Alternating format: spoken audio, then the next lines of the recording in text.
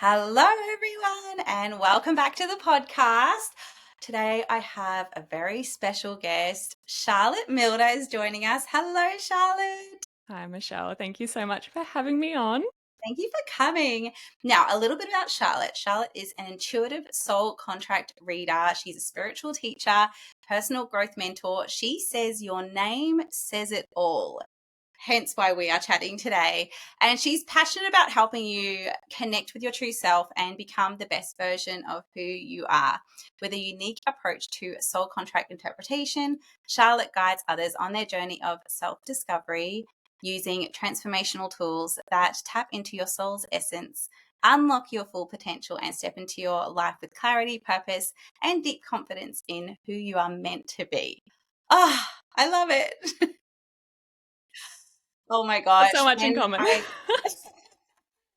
When I first came across Charlotte, one of my beautiful friends, clients turned friend, shared Charlotte with me. And I was like, yes, like this is totally my vibe. As everyone knows, I lean into my intuitive side with my naming. So when I saw that in your little bio, you say that your name says it all, I was like, yes, I love it. Yeah, it really is so true. So true. Your name Yeah, is so powerful. it is. And so but you talk about and you help people with their soul contract. So I thought we could start by just sharing with those who have never heard it before. Maybe they have and they just want a little bit more of an insight. What is a soul contract, or like what is a soul contract reading? What goes into that? Yeah. So your soul contract is essentially the energetic blueprint that outlines your karmic lessons in this lifetime, your unique gifts, and also your life purpose.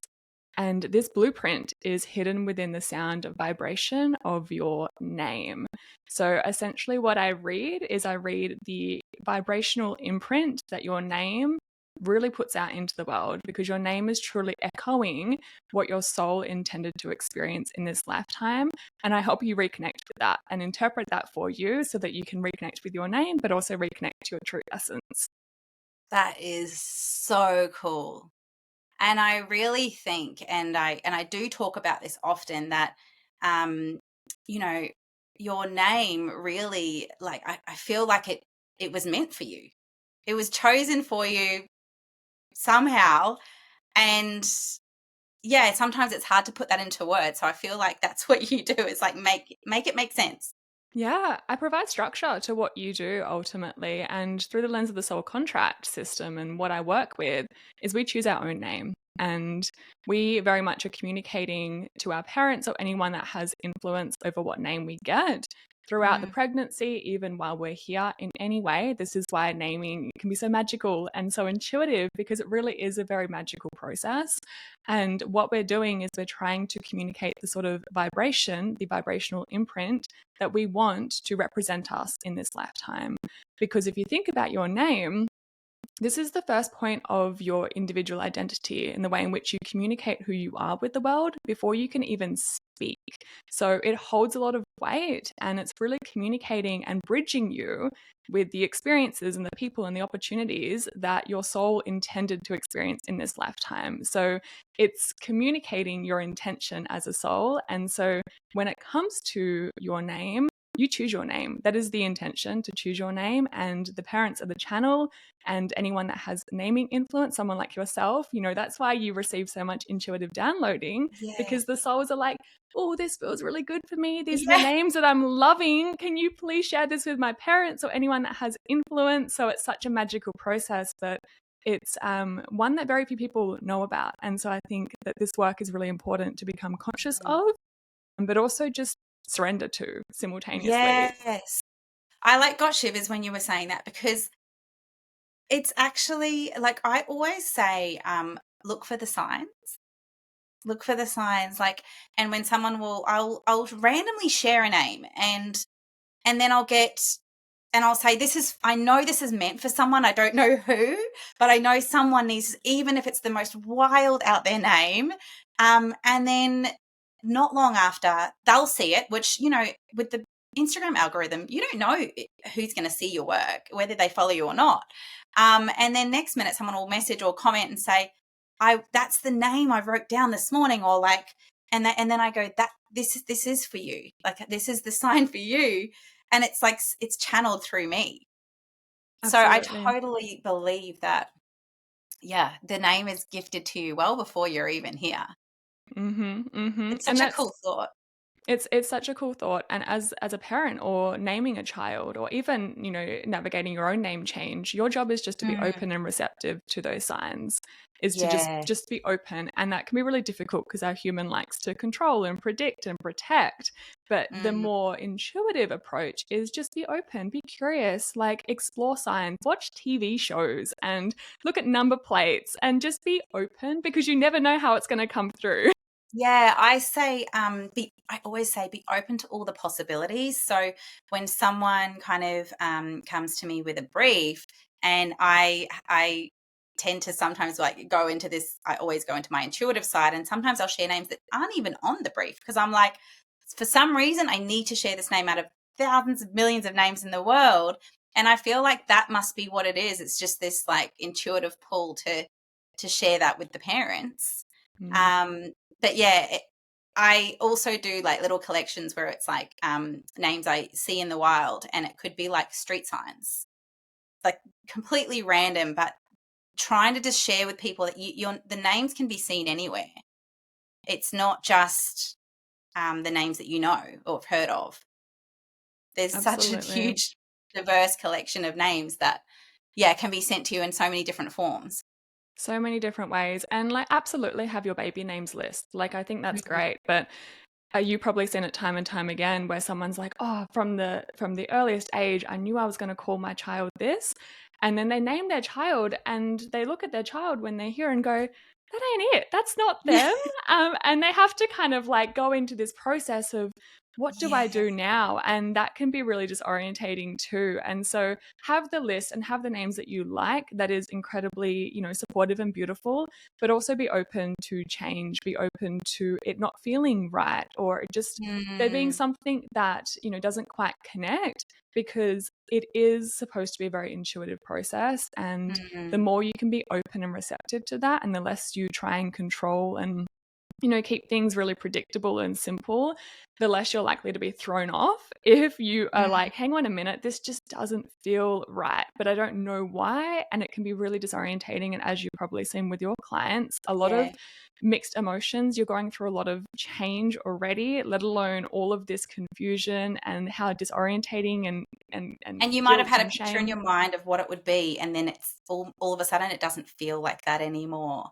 I often liken it to this balance between like your heart and your mind. Your mind wants to think logistically, and your mind is always like listening to others' opinions, whereas your heart, like if you lean into your heart, that's that's your intuitive side, and that's the side that's like a bit deeper, like your soul, really. I think a really interesting thing that a lot of parents aren't aware of as well is, if you are naming your child, you also have a soul contract. Your name also represents a set of frequencies, okay?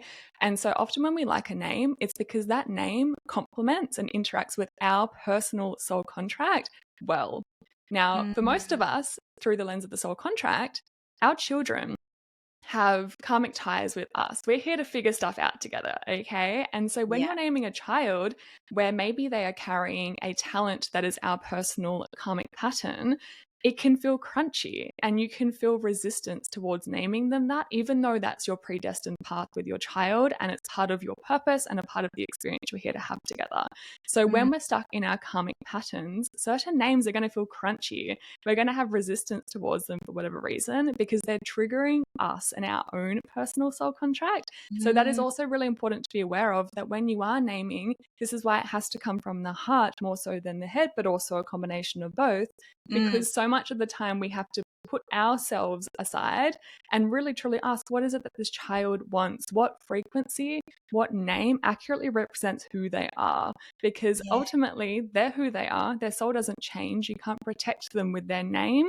You just can help them communicate and echo out who they are into the world based off the frequency and the sound vibration of the name you gift them.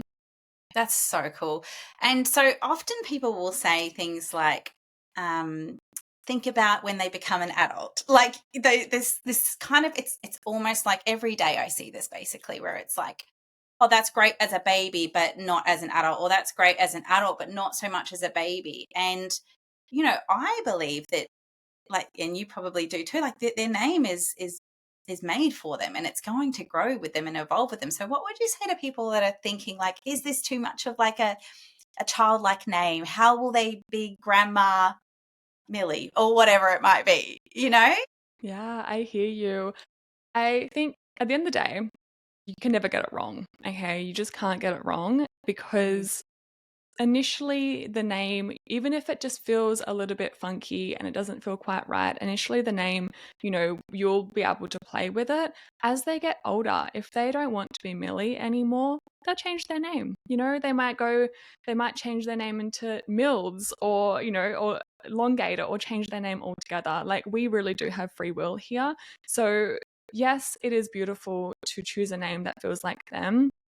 But as their life goes on, if the name doesn't suit who they want to be when they're older, then they will change it. Very likely, it will feel perfect and it will represent who they Yes. are, and things will shift and trends will change, and it will be the perfect name for an older person. But, it depends where we're at with the whole naming thing, right? So it Yeah. really doesn't have much weight.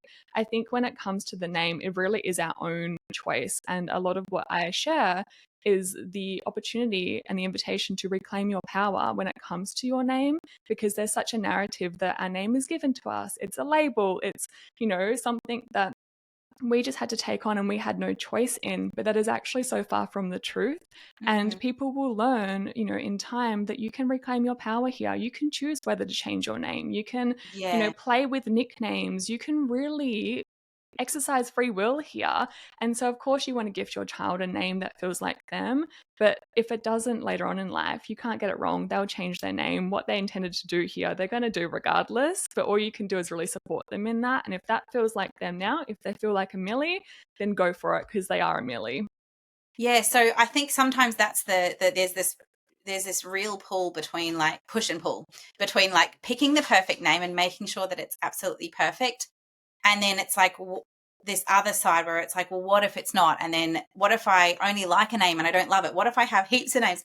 So really, at the end of the day, what you're saying is they can't go wrong.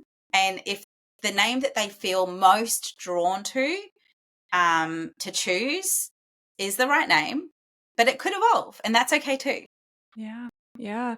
So the way I like to describe the different names that we all have, because at the end of the day, the soul contract that I read is based off your full birth name. So your first, middle, and surname, if you've got 3 names, or how many names you got. Okay. Most of us aren't being referred to as our full birth name from day to day. Like, very few of us are, right? Yeah. Yeah. And so those names are called our common names or our nicknames. Or even if we get married or we change our name, these also are another influence in our life and in our soul contract. Your birth name is like the cake. That does not change. That is the imprint, the vibrational imprint on your soul and who you are Mm. here to be. Anytime you change your name, or any common name you go by, any nickname, or if you change your name through marriage, that lays a layer of icing on that cake, and it infuses a set of frequency, some flavor into the experiences that are wanting to play out from your birth chart. So when it comes to the name and the nicknames and the playing with names, you can really add a layer of icing onto your life that is really, really helpful. I mean, I don't know about you, but I much prefer cake with icing on it. Yeah. It adds to the Make it flavor, a bit right? fun. Yeah. Yeah. Absolutely. Add some And sprinkles. add some flavor, add some color, maybe Yes. a few layers of icing. I'm all for it. So when it comes to the name, you can really reclaim your power here, and you can go, hey, Mm. I was called such and such as a child, but I feel more like this right now in Mm. this season of my life. And I can really relate to that. I was born Charlotte, but I was Charlie up until I was 24 or so, like hardcore, would not respond Wow. to Charlotte, had no connection to Charlotte. I was always under the impression that Charlotte was quote unquote too much, too proper, too fancy. I was such a tomboy. And so Charlie and Chaz and Chuck and all of those nicknames I got, they Yeah. suited me for my Yeah. teenage years. Yeah. Yeah. And it was the bridge for me. And I chose that for myself. I was like, Charlotte is just not me. I'm going Did to you ever go. get Lottie? I didn't know. I would have. Isn't that interesting? Yeah. Yeah, I didn't. So I got Charlie, and it was very like Chaz and Chuck and Charles and like really like gritty names. And I was an athlete, I was a tomboy, I was a surf rat. So it suited me perfectly. Yeah. And I loved my name during that season. And then I got to a point in my early 20s where I felt disconnected to it. I was turning into more of a woman, and I was like, this name just doesn't really match my essence anymore. So I went back and reclaimed Charlotte. And so That's so we all have our power when it comes to this. We can choose what layers of icing we want to play around with, what flavor we want in our life. And Charlie and Chuck and Chaz served me when I was an athlete and I was around all the lads and we were like doing the whole surfy thing. It made me feel connected and a part of something in that environment. And then yeah. Charlotte really reflects my intuition and my Yeah. sensitivity and my more feminine, It's so nurturing funny because I essence. just see you as a Charlotte. Yeah. And that's because that's how I've met you now. But I can totally see that Charlie side. Yeah, Younger and side. she's there. She's there, and Yeah. I've integrated her, and I She's love still there. her. Yeah. So, it's so interesting because I always grew up as a Michelle and I was never gifted any nickname. So Mm, my parents never called me any other name, my sisters and my brother, it was always Michelle. And when I hit high school, I'm talking all through school, I was only Michelle. And then in high school, I was gifted a completely different nickname, nothing to do with my name. So I was known as that as Smiley for a little while. I was known as that for a while from like this group of people, which was cool. Nothing to do with my name. And then there's only been a couple of people in my life that have called me Shell. And I never really liked the nickname Shell. So I was very fine with not having been called Shell. But these few people that do, I quite like it and they still do it. There's only a very few people that do it and they call me Shell. But as I've gotten older, I'm like, why did no one call me Elle? Like, why didn't anyone nickname me the name Elle? I love the name Elle. So now Elle is kind of like my alter ego name. It's like my yeah. Al Wild is like my name that I kind of use if I'm like, okay, this is a little bit out of my comfort zone. I'm going to be Al Wild today and I'm just going to go for it and step into that. So I don't know if that means anything, but to me, I feel like Al is like, I don't know. I used it the other day when I was had a food order and I gave the name Al. I was like, I'm just going to use it for fun. My kids are just like, oh my God, they called you Al. So they know all about it. But yeah, it's just so interesting that like you can have like Charlotte or these full names and then you can either, lean into it or evolve or that's just the name. Yeah, 100%. And this is coming back to that place of like reclaiming your power here. Like, you really can exercise free will when it comes to your name and you Mm. can explore it. Like, I'm the same as you. I go as Chaz when I'm having a little Raz. It's Chaz and Raz. I go out and have a little Yes. weekend, let my hair down, and I go as Chaz. Chaz is coming out, you know? And I feel Nice. that and I I like love that. Yeah. her. And she comes out Yeah. and I'm like, this is such a part of me that I only rarely explore, but I love her. And so Yeah. we can play around with these things, these layers of icing, because they infuse flavor in our life. And essentially, your name is truly communicating your intention out into the Mm. world. It's the packaging for your soul, in the sense that Mm. when you're walking the grocery store aisles, you can't taste the product, right? Not everyone can sense your soul straight off the bat, but you Mm. can connect with the product based off the packaging. Our names Yeah. do that. They communicate to the world what it is that we want to experience and how we want Mm. to be interacted with, and what people we want to connect with. And so play around with that. It's the bridge to the opportunities that you came here to experience. Yeah. And very few people realize that your name and the names that you use are manifesting your experiences. So there's an invitation there to really, reconnect with your name and reclaim your Mm. power here. But also, when it comes to naming your children, understanding that this is their bridge to the life that they intended to have. You can't change Yeah. the intention, but you can help them with the bridge. Yeah. And I think when you're naming your child and then you've got your first child and you were kind of saying that like that energy is similar to you, maybe your energy or your name on that same kind of level. What happens when you're naming the next child and the next child? And sometimes what I find is you'll have this style, and then all of a sudden you're like, oh no, like I'm not into that anymore. Now I'm over here. Is that okay to change the theme? Like people will kind of have these like dilemmas as they're going with like their second sibling's even harder to name than the first and the third. And then, so do you think that has some kind of part to play because you're trying to mix all these energies and make sure they gel? Yeah, absolutely. So when I support someone through a renaming or a baby naming process, we look at everyone's charts. So we look at the Mm, siblings' charts, we look at the parents' charts, because you want to have an understanding of how this individual is going to fit into the family dynamic. And mhm, for the most part, families have threads of the same frequencies. They're all here to mhm, work through certain patterns and programs, them, together as a unit.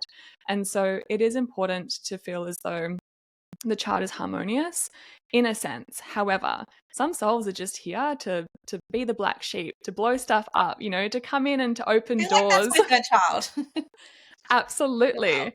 Yeah. And what can happen is when we are forced to go away with this, I guess, change direction and choose a name that is different to this uh, theme that we had followed, it can feel really uncomfortable because maybe we have patterns around perfectionism or control, or the fact that maybe we felt really separate and alien growing up. So all we want is to feel unified within our family unit. Mm, And so there's yeah, all these different programs within our soul contracts that can make the idea of going away from the theme that we had tried to predict for our family can yeah, feel crunchy and scary. And so it's often our own stuff that's getting in the way of choosing the yeah, name that the soul of our child is wanting for themselves.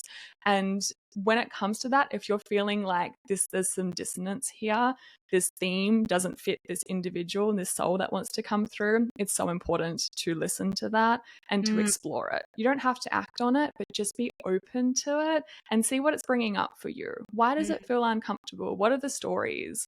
What is the mm. because it's Is that often like the external. underlying kind of theme that's coming through? I think Mm, that's where, name regret clients come in because they might have had this idea of what it was going to be, and then the baby is here and all of a sudden they feel, and I get messages every week from parents saying, oh my gosh, I chose this name and now I look at them and I don't feel like it's them, and then they're just like torn, like, oh no, I've announced the name, but what if I want to now change it? I feel like they're more this. And yeah, that's a hard thing for them to navigate. mm. What kind of what would you say to these people that are kind of going through this, like they've named their child, they've announced the name, and now they're like, eek, step back, this is not them. Yeah, yeah. I think the first thing that I would say is that you're not alone. I feel like a lot of people that come to me as well, they feel like they're the only parent in the world that's Yeah, failed and they've got it I say the wrong. same thing. They're like, really? Not alone? I'm like, You no. know, you're not alone It's at just not all. spoken about.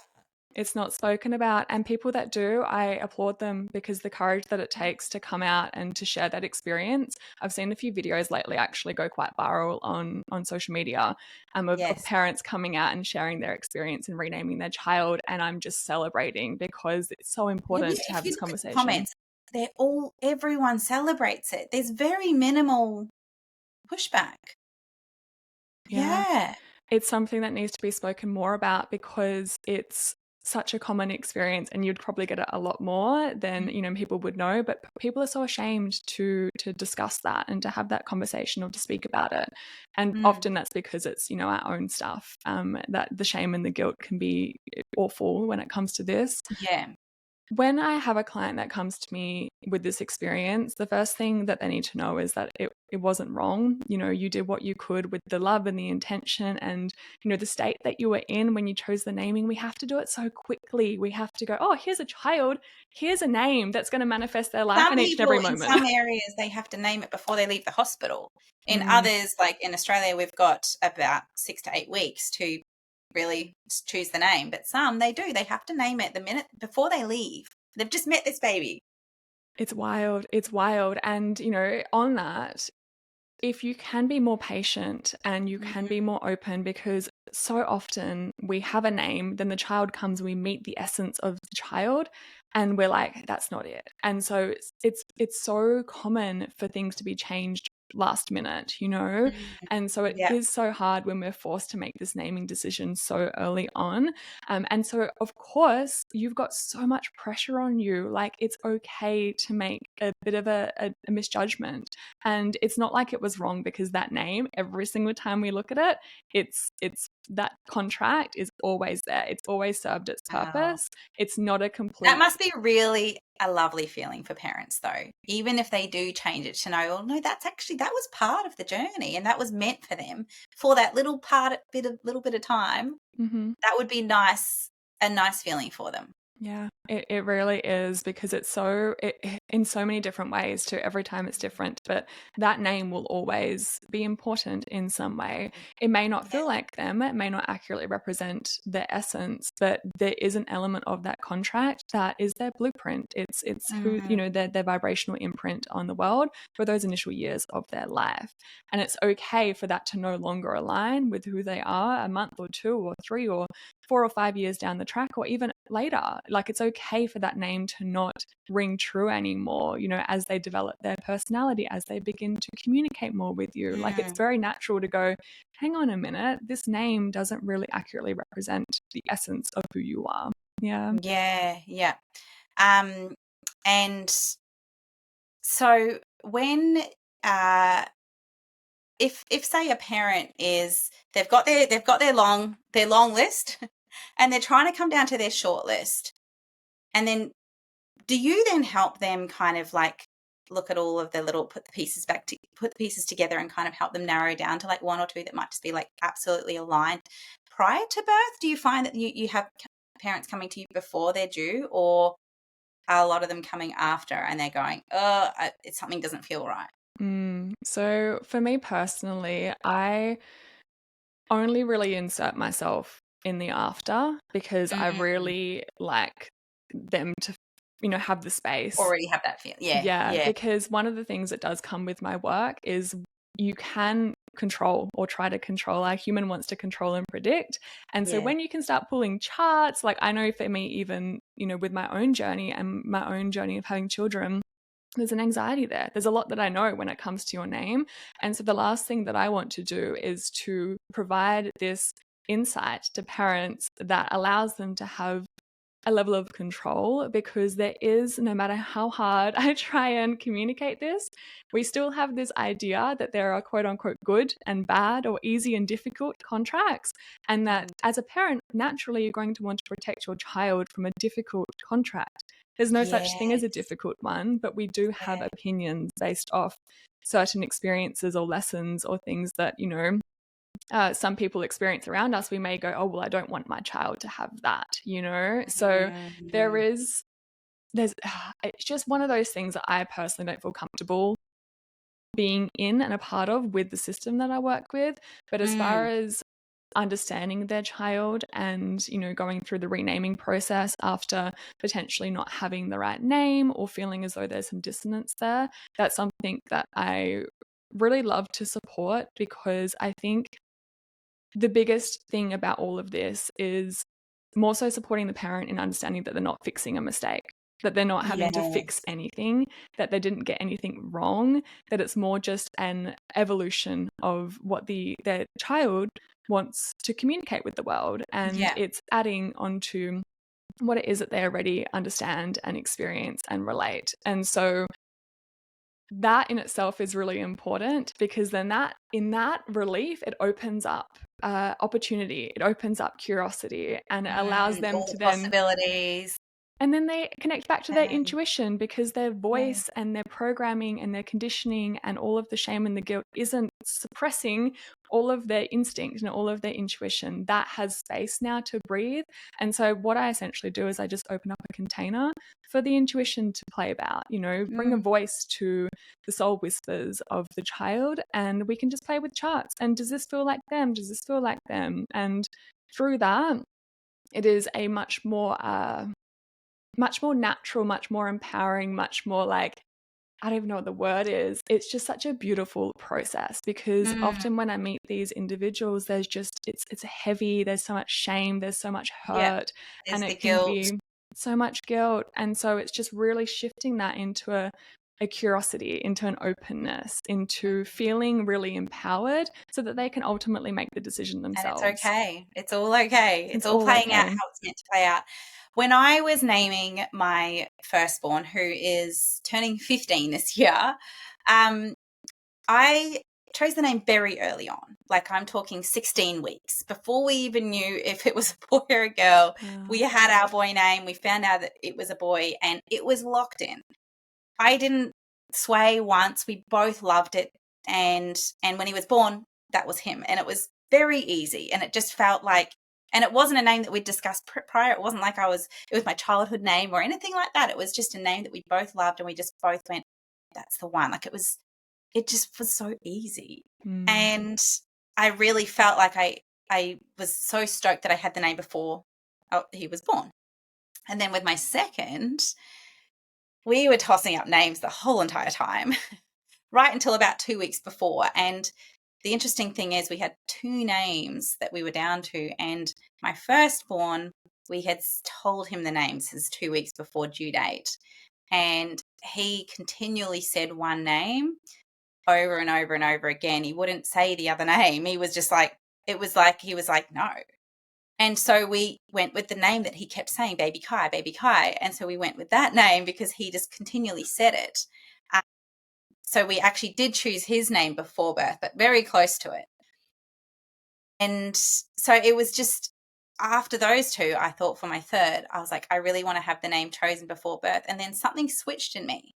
And I was like, it's okay to meet them first. It's okay. Like, I actually felt like I needed to meet. I didn't know if it was a boy or a girl. I needed to meet. It was a girl in the end. I needed to meet her first. I felt like it was a girl the whole time. And so I waited to meet her before I named her.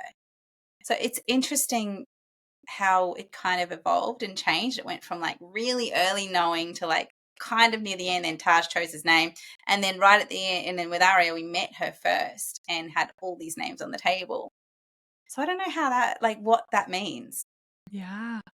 Yeah. I think he just got more trust, and felt more empowered in the naming process. And you probably could feel like, it sounds like your second child was such a magical, very intuitively led decision. Your son practically named Yeah. him. So that in itself really opens you up to possibility, because Yeah. if you're willing to let your son name your child, then Yeah. naturally you're going to feel a lot more trusting to allowing what needs Like to it come was through meant to to come be. through. Yeah, Yeah. it sounds very Yeah. magical and beautiful, and that's very much Yeah. how it's supposed to be. And most of us received our names something, along those lines, very similar to that as well. But we are just Yeah. bombarded by external information and Yeah. opinions and Influence. conditioning and influence that sometimes it Yeah. can be really hard to come back to that.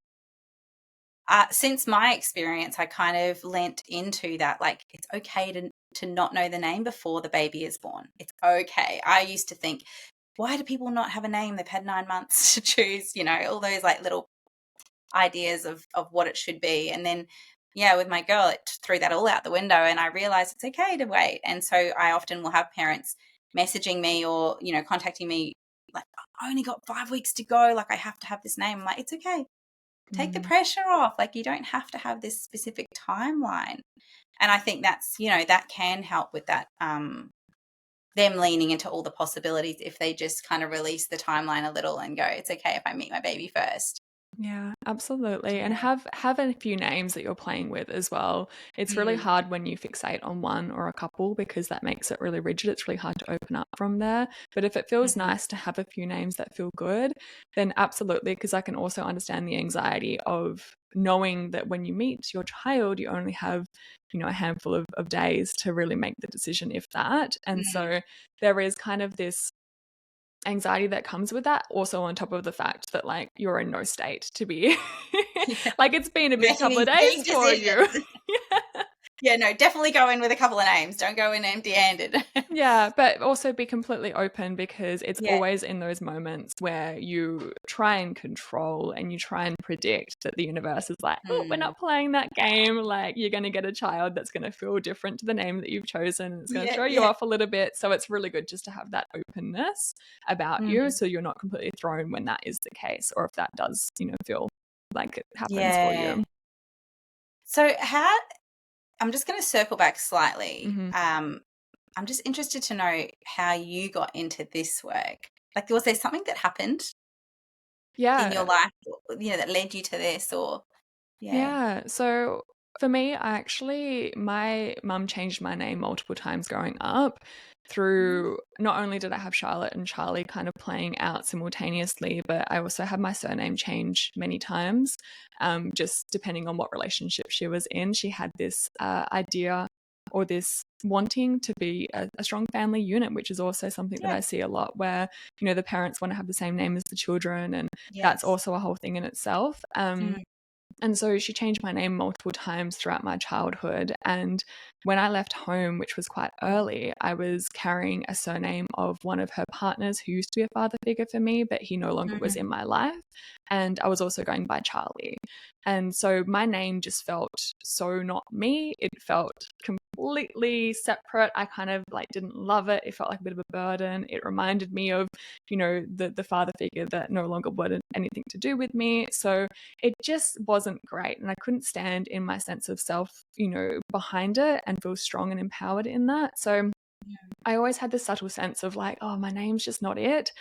And then I came across this system, and I came across the idea that your name holds a lot of power, and the sound vibration of your name is manifesting your experiences. And anytime you change your name, it has influence on your path. And I had a fire in me from a very young age. I always would question everything. And it just felt like an invitation for me to reclaim my power here. And when I dove into it, and I looked at my names and I could see the timelines of everything, could see how each name change had served me. Even at the time, I didn't feel as though it was the positive thing. It was perfect for where I was in my life. It was the bridge to get me to where I am now. And it just was an invitation to really understand my name on such a deep level, reclaim my power in it, rename myself and navigate that, which was an entire initiation in itself. But from the very get-go, when I discovered this system, it was more so a remembering rather than a learning for me. It felt like a language that I always knew and could feel. And it just, I don't know, for someone that was very, I guess, alien and different, and always was quite left field in the way I felt and saw the world, this was the first time in my life where I found something that felt like me. And that was it. I was obsessed, and I've been studying and immersed in it ever since. It's so funny because I was the same. I was so left of field. And I feel like creatives are like this until we find our place. And then we go, oh, this is where I was always meant to be. So that's such a cool. I was like, I'm sure there's a story behind this. I need to hear it. I just need to know, did you choose a new surname? Did you make up a surname, or did you go back to your roots from the beginning? Milda is actually my middle name. Okay. So I just went with my first and my middle name. I actually went through about a year where I was open to a complete name change. When I discovered this work, a lot of what I do is I help people optimize their names as well. So if they have a particularly dense karmic frequencies or contract, you can actually optimize your name so that you have a layer of icing that supports you in your experiences. So I was open to that. I was going to change my name entirely. But what I actually felt I needed to do was come back to who I was and almost peel off all the layers of Chuck and Chaz and Charles and every single nickname that I got, because what that was creating was too much flavor. It was very too much icing, too many layers. Too many layers of icing. I had no sense of identity. I had no confidence in who I was, because I had all these different personalities with all these different nicknames. And so my journey was actually more so scraping off the layers of icing and coming back to who I was. That's really cool. That felt really beautiful, because with that came a really clear sense of direction, a clear sense of self, a clear purpose. So for me, it was actually simplifying my experience was my path forward, which is actually a really important note, because if you're someone that has a lot of common names or a lot of nicknames, which can come as a result of having a birth name that doesn't feel true to you, it's really important to get curious as to what these names represent, how they're being used, and maybe look at potentially dropping a couple of them and reclaiming your power here. Because when you have lots of different names, all with a set of frequencies, they all have different agendas, and it can be very confusing when it comes to making a decision around who am I and what am I here to do, when they're all playing out different timelines. And they all had their moment, and they all were part of a season.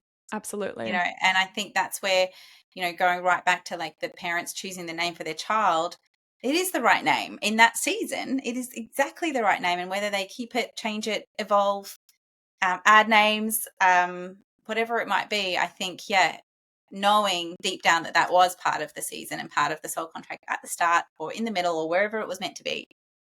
And then, yeah, Absolutely. you've pulled it Absolutely. all the way back. I love that. That's Yeah. so cool. It's so funny because my third one, who I was saying is the wild one, her name's Aria Ruby. And we often will call her Aria Ruby Wild. And I'm like, I probably should add Wild in there. I'll leave that for her when she's older, though. But she always kind of will say her name. Sometimes she'll say, I'm Aria Ruby Wild.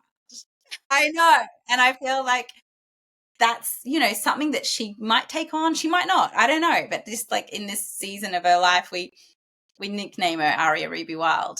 Last name's Casey. But yeah, she'll often say that. And I'm like, that's kind of cool.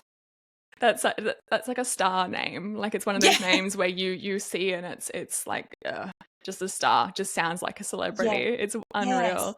Sometimes I see names and hear names like that and I think, oh my God, they're going to be famous one day. It's a thing. It's a thing. Yeah. Sometimes I look at contracts and I'm like, oh, like there's fame here. You're going to attract a lot of people to you. You could do anything, and the world is just going to turn heads when you walk past, just because of their essence. And that brings me to a really good point too when it comes to your name. If you think about those that are taking up space in the world, so those that do have status, or even in Yeah. school, the popular Influence. kids are known by Yes. their first and their surname, right? They're known by taking up the space. And so on the topic of nicknames, often when you have too many common names or nicknames, you are diluting your full expression, your full essence. Yeah. And so that's also something to consider when it comes to reclaiming your power in your name. Not something to take too seriously, but if you're in an environment that you want to be felt for all of who you are, it's really beautiful to stand behind your name and to take up the space. So for me personally, one of my stories with Charlotte was the fact that it felt too much. It felt like it was demanding too much space, and the Chaz and the Chuck and everything felt like this like easy go, like too cool for school, like don't really care vibe. And I was uncomfortable being seen and taking up the space. So Charlotte felt like it demanded that of me. So for me, reclaiming my name was also reclaiming the space that I came here to take up. And your power.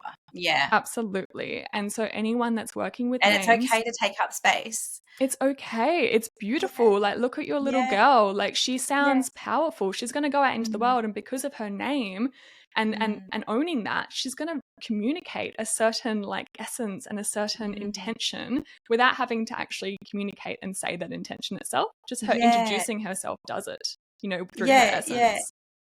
It's we've gone from kind of like we get this excitement when someone announces that they're due with a baby, and then it's when the baby is, or prior to the baby born, there might be like a gender reveal, and then the real one now is, what name did they choose? And I love that this is celebrated so much, because we know that they've had their baby, but now we're waiting, maybe it could be announced at the same time, or it could be a couple of days or even weeks later, we'll find out their name. And I feel like that's us, and from an outside point of view, going, now we know who they are, like their identity is being like shared with everyone. Yeah. And I just think it's so cool, because now it's the name reveal that's really taking center stage. And every name, I always say, every name has a story. And whether you love the name, or whether they choose the most popular name in the world, or whether they choose the name that doesn't even rank and they've made it up, every name has a story, and nothing's too out there, because that name is meant for them. Absolutely. And it would accurately reflect, their intention for this lifetime and communicate that with the world. Yeah. I think it's so beautiful that we often so unconsciously are connecting through names and, really feeling into other people's names without even realizing what we're doing. Like, so many people are doing that, exactly that. When someone announces the name of their baby, it's their first point of introducing this individual as separate, as an identity, and we all have these like opinions or, there's the feelings that we get through just You're the like, oh, name that child's going alone. to be so cool. Like, there's always some kind of feel. Yeah. Yeah. And then maybe that name just clashes with your contract and you're like, oh, that's just not it. That name is not for me. Yeah. And that's okay. That's okay. It would be boring. I always say it would be boring if we all love the same names. Like, we're not meant to all love the same names. Absolutely not. I couldn't imagine what that would look like in the soul contract world if we all were walking around with the same names. It would be scary. Whenever I share any rare names, like, I will go through the data sometimes and I'll just pluck out rare names that have been gifted to, like, less than 50 people or even just 5. And it always seems to trigger people whenever I share these names. Some people love it. Majority love it because they love seeing what's possible. And just names that you don't hear all the time or that you wouldn't hear in passing because there's very little of them. But then it often triggers people as well on the other side. They're like, they can't quite grasp that, every name matters or means something to the person who chose the name for that child. So the rare names are really interesting. It's interesting because often when it comes with a rare name or a name that's more difficult to pronounce, there's often a story of asking for too much or being an inconvenience that is might be connected what's to triggering. that. Yeah. And a lot of parents find it really difficult to give a name to their child that is going to feel like an inconvenience, that they're going to have to constantly correct, or they're going to, their child is potentially going to have an experience where they are going to have to constantly correct their friends or their, it becomes an exercise in taking up space, right? And so if you have programs around, not being seen and not standing out, those names feel like that because they are. Yeah, they're they to be clash. seen. Yeah. They're to stand out. And so it can feel really uncomfortable to choose a name that is super different for your child because you don't want to be an inconvenience, whether it's to your friends introducing your child or whether it's for your child's experience. However, some children just come here and they're like, I'm here to stand out and I'm going to do it regardless. So they will often choose a name or, be communicating a name that feels like them, that feels like standing out, that feels like taking up the That's space. what they want. Yeah. And that's those people that are drawn to those names that are unique and different. They're like, yes, that feels like the essence of my child. Yeah. And the cool thing is nowadays in school, their names are so varied. Kids don't even blink when they see a new, different name. As parents, we go, oh, wow, that's different. They just say the name and then, like, I'll hear names and I'm like, what was the name? And they'll say it and I'm like, that's so cool. But to them, that's just nothing because names is that they've got this, like, this childlike energy that they don't care what a name, who's named what. That's just them. That's just the child. It's so simple for the kids. It really is. And, if they want to make it easier, there's nicknames for that reason. But there's such a beautiful journey for so many people I've had conversations with in really reclaiming their more challenging names. For the people that have had those names that are more difficult to pronounce or have just felt very different or maybe weren't the common name in their generation, really reclaiming their name later in life has been a reclamation of self, and it's actually part of their journey to go on that. And so if the soul is wanting to go through life feeling a little bit, different and bringing new to the world, which so many kids are these days, they're here to bring something new, something unique, something kind of otherworldly at times, and they want a name that accurately reflects that. They want a name that says, hey, I'm here to bring something new. I'm here to bring a new perspective. I want to take up that space. I want people to be curious about it. To be seen. Yeah. Absolutely. Yeah. And so those names are for those individuals that are here to kind of like ruffle some feathers a little bit and, open our eyes and our perspective to things that maybe don't currently exist down here on earth. And so, like you said, there's literally a perfect name for everyone or names, and we all have the opportunity to play with that. Like, we all have free will here. If you give a child a name and they don't resonate with it right now, like I didn't for Charlotte for the first 24 years of my life, I may come around and love it, like at 25 or 26. You never know what's going to happen. But Charlotte produced the chart that was who I am at my core. It just took me a little while to get there and to She gave you lots of room to grow and evolve and be who you were meant to be in that time. And Charlie was the bridge in the meantime while I was dealing with feeling very separate and alien and sensitive. Charlie allowed me to be a part of community, to build resilience to society, so that when I reclaimed Charlotte, I had feet on the ground. Like, I was good and I could step into the sensitivity and the very left field of Charlotte and claim it. Take up the Yeah, space. Yeah. that's so cool. Okay, I have some quick fire questions for you. Go for it. My wildflower quick fire questions, I call them. So it's just, you can just answer from your intuition and see what comes out. So the questions, there's just a few there. So the questions I've got is, and you might already know this, if your soul had a name, what would it be? Do you have, or maybe it's Charlotte. Yeah, I don't think I can. I'm such a Charlotte through and Yeah, through. yeah. Like I my think you've birth already talked name. about that one. Yeah, just my full birth name is just me, and I love it. That's so cool. And Charlotte's such a love name now. You know that, hey? No. Okay, Really? I'm here for it. Well, okay. Charlotte is probably one of the, actually, I think it was the number one name in Australia for 2024. Wow. Oh, Yeah. love it. Bring the Yeah. Charlottes on. And also Lottie, which is very loved for Charlotte, not a name that you use, but Lottie is also in the top 100 names and creeping up. Okay, good to know. I had no idea. That's really cool. There you go. See, Charlotte is very loved, not just in Australia, all around the world. I love that. All right. What's a name that gives you main character energy? Oh, that's just so much. I know. I don't know why, but Jasmine just came to me. Don't know what it is. Jasmine, I like that. Yeah. And you don't really hear Jasmine very much, so it is probably a name that takes up a bit of space. I don't know why. That was just Jazzy, Jasmine. Yeah, maybe sassy jazzy. Like it just feels spicy. I like it. I like Jasmine. That's a good one. All right. And this question is, what's a name that you feel drawn to, but you can't really explain why? It's just a name that you're drawn to. So it's actually really interesting. Before I was into this work, like from a very young age, I was always into the name Soul, but SOL, and I couldn't do it now because I read soul contracts. That would be hilarious. Yeah. But I always found that so fascinating how even from an early age, never knowing that I was ever going to work with names, that soul was always my number one name all through my childhood, all through my teenage years. And so I love that name. I know it's become so much more popular now, which is really cool. But I think it's just beautiful how my intuition was really clued into what I was going to do and that I was going to work with names, and it was communicating to me from a very young age of the path that I was here to follow. That's so cool. Yeah. And then obviously that might be where you came up with your soul architect name, your business as well. Yeah. Yeah.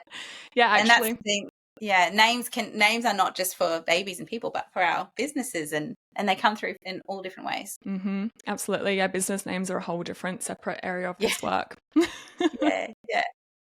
Oh my gosh. Well, thank you so much for chatting with us today. I'm going to pop all of the links for Charlotte in the notes here, so you'll be able to click on and share and show Charlotte some love as well. Yay. Thank you so much for coming and joining us. Oh, thank you so much, Michelle. It was so fun to chat to you and get to know you some more. I love what you're doing and your work. It's really unreal and really needed. I feel like they're so intertwined. I love it. Yeah, definitely a collaboration on the cards. Yeah. Thank you. Thank you. Okay.